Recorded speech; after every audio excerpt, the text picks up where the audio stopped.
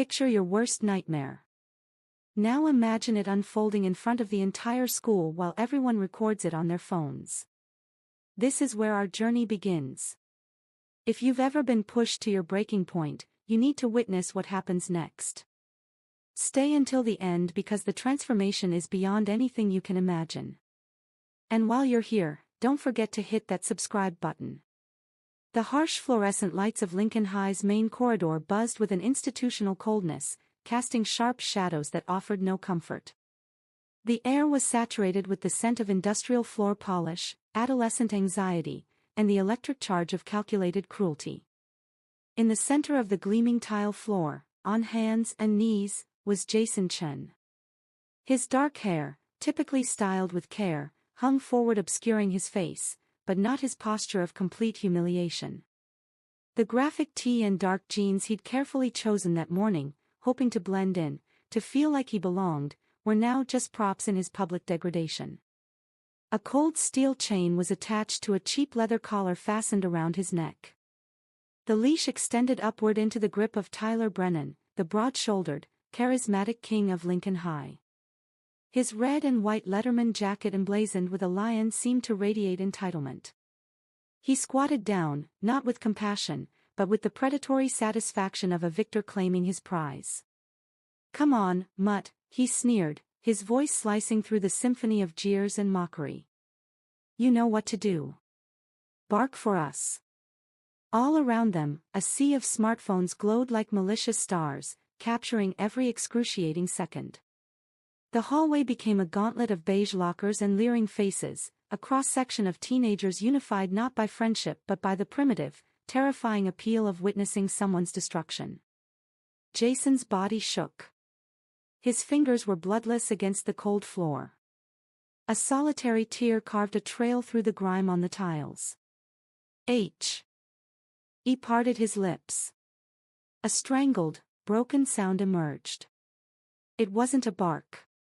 It was the sound of dignity shattering. Tyler jerked the chain sharply. "Louder. Let everyone hear the scholarship loser bark for his lunch money." The laughter swelled to a crescendo. This transcended mere bullying. This was a ceremony, a display of dominance designed to reinforce the established hierarchy. But what all of them failed to comprehend, what they couldn't possibly detect beneath the trembling boy in the graphic tee, was the coiled determination, the scarred knuckles, and the silent, burning rage of the underground fighter known as the Phantom. And the leash in Tyler's hand wasn't just restraining a victim. It was holding a loaded weapon. To comprehend the magnitude of this humiliation, you need to understand Jason's reality. He didn't reside in the pristine gated communities where the Tyler Brennans of the world hosted their weekend gatherings. He lived in Riverside, a close-knit but deteriorating neighborhood where making it through the month without a shut-off notice was considered success. His father, David, worked double shifts at the warehouse, his shoulders perpetually tense, his determination perpetually unwavering. Their bond was unbreakable, but resources were scarce. Jason's scholarship to Lincoln High was his passport out, his father's greatest pride. It was meant to be the gateway to opportunity. But at Lincoln, Jason was a misfit in an exclusive production. His discount store clothing were silent broadcasts of his economic status. His quiet focus, born from necessity, was misinterpreted as arrogance or fragility. And to people like Tyler, son of a corporate executive and a city councilwoman, he was target practice. Tyler wasn't just a tormentor.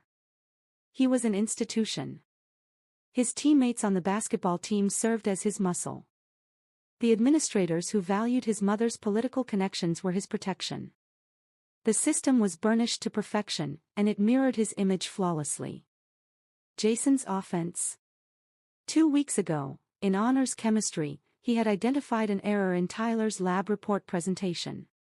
The collective intake of breath in the classroom wasn't about the corrected science. It was about the audacity. The unspoken social rules had been shattered. The poor kid had forgotten his station. The campaign of punishment commenced gradually. Vandalized locker, disappeared assignments, escalating to today's public spectacle. For Jason, this wasn't merely about suffering. It was about endurance. If he retaliated overtly, he risked losing everything: expulsion, the scholarship forfeited, his father's sacrifices wasted. He was imprisoned in a beautiful trap, and the predators were locked inside with him. The barking incident didn't conclude with the dismissal bell. It metastasized. The footage, edited for maximum degradation, proliferated across every social platform with the viral toxicity of contagion. The caption, "Lincoln's new pet." Jason moved through campus as a walking ghost. Whispers pursued him. The sound of fabricated barking echoed from classroom doorways. In the cafeteria, Tyler and his entourage escalated their campaign. As Jason attempted to settle into an isolated seat at the corner of a table, Tyler slammed his tray down across from him. His crew formed a barrier, a wall of Letterman jackets. "This table's for people, Chen," he announced, his voice dripping with mock pleasantness. "Animals eat off the ground." He plucked a chicken nugget from his plate and hurled it at Jason's feet. "Sit. Stay. Good boy." A flame ignited behind Jason's eyes for an instant. The facade of the frightened student slipped. His bearing, for a heartbeat, didn't resemble cowering. It resembled a fighter's stance. The memory of the concrete floor of the warehouse, the underground fight circuit on the industrial side of town, surged through his consciousness. The aroma of perspiration and blood. The roar of spectators who acknowledged only power. The sensation of his wrapped fists making contact. He visualized Tyler's jaw not as a human face but as a strike zone. His breathing hitched, but then he saw his father's face, imagined the scholarship termination notice, felt the crushing weight of everything they'd invested. The flame dimmed. He didn't retrieve the nugget. He didn't bark. He simply rose, his tray trembling in his grasp, and departed on unsteady legs. Tyler's laughter thundered behind him. "See? Pathetic even when trained." It felt like surrender. But in that moment of extraordinary restraint, in choosing not to engage, Jason had secured his first quiet triumph. He had analyzed the terrain and recognized that the war would not be won here in the cafeteria. But the war was now unavoidable. Tyler had committed a catastrophic miscalculation. He had confused Jason's discipline for cowardice, and in doing so, he had granted him time to strategize. Don't forget to subscribe to Bully Tales. Join our community of survivors and fighters who believe in incredible comebacks and the power of standing up for yourself. Hit that subscribe button and let's build a movement together, ***. The cramped, weathered gym at the Riverside Community Center was Jason's refuge. Here, he wasn't the scholarship charity case or the human pet. He was a disciple of combat arts. His mentor, a weathered former contender named Coach Ray, was the father figure he cherished. His face was a chronicle of brutal matches and hard-earned lessons. "You're distracted, kid," he muttered, holding the focus mitts as Jason livered combinations. "Your mind's still in that prison school." Jason released a frustrated roar, unleashing a devastating hook-cross sequence that rattled the heavy bag. He confessed everything. The collar, the cafeteria, the viral video. Coach Ray's eyes, typically shrouded beneath his cap, turned steely and cold. "This isn't a street brawl, Jason. This is strategic warfare. You can't knock him out in the hallway.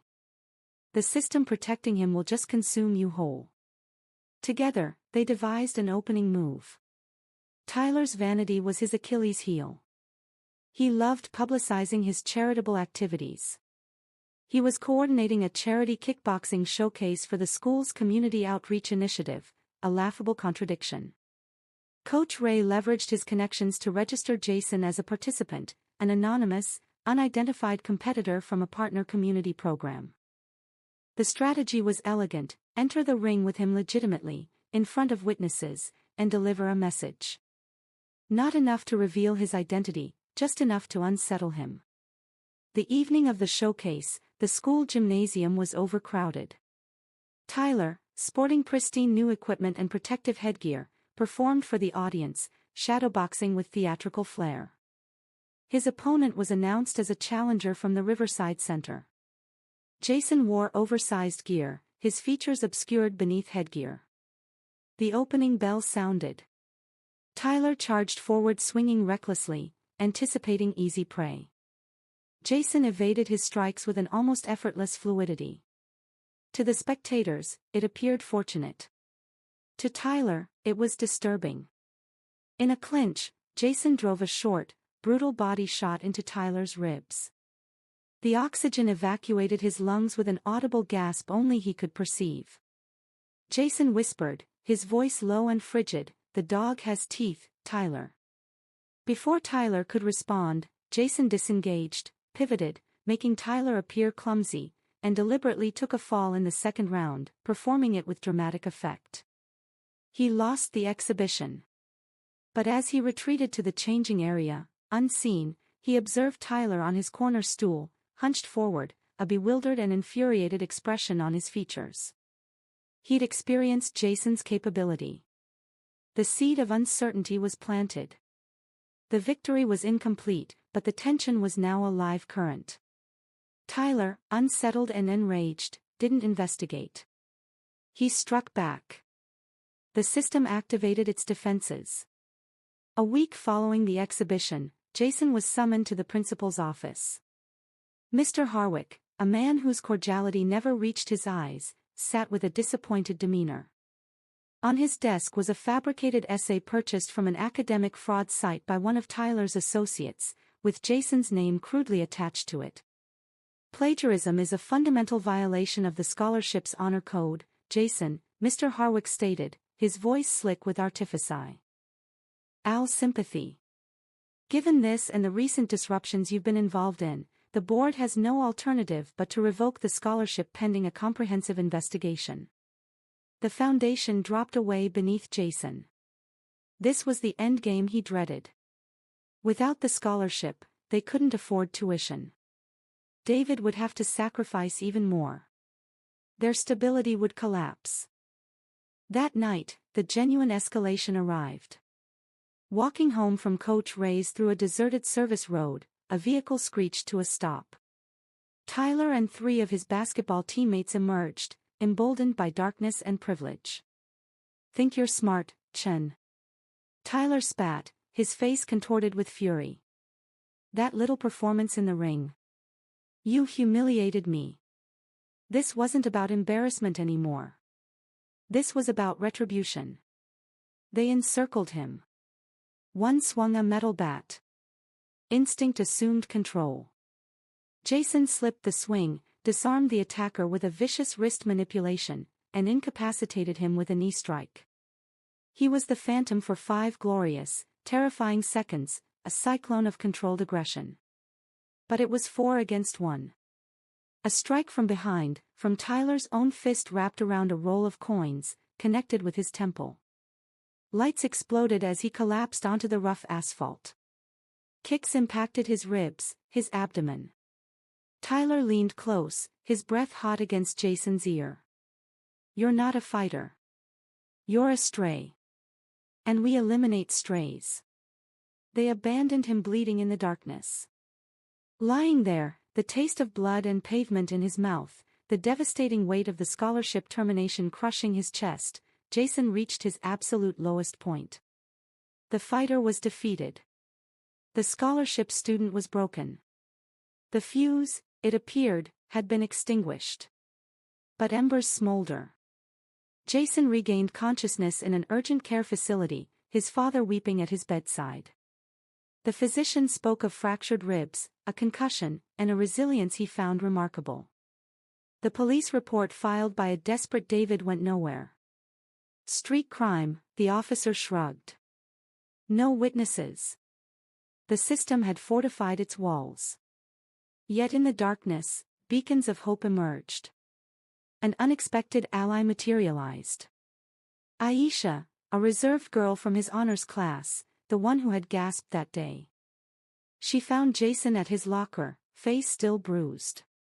I have something, Aisha whispered, pressing a flash drive into his palm. I'm proficient with audio editing. I recorded everything in chemistry that day, and I've been documenting since.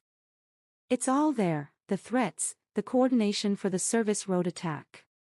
It's not video, but it's evidence. Jason stared at her, seeing not a passive observer, but an ally.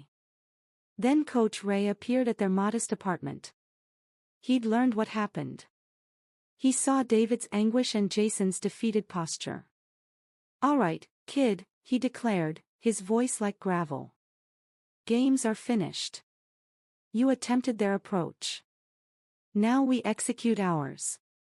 He outlined a new strategy, not of stealth, but of spectacular, undeniable revelation.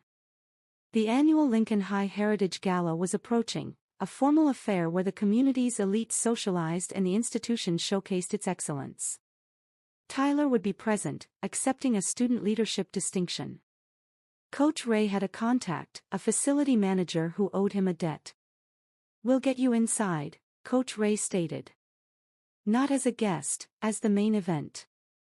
A fierce, terrible hope reignited in Jason's chest.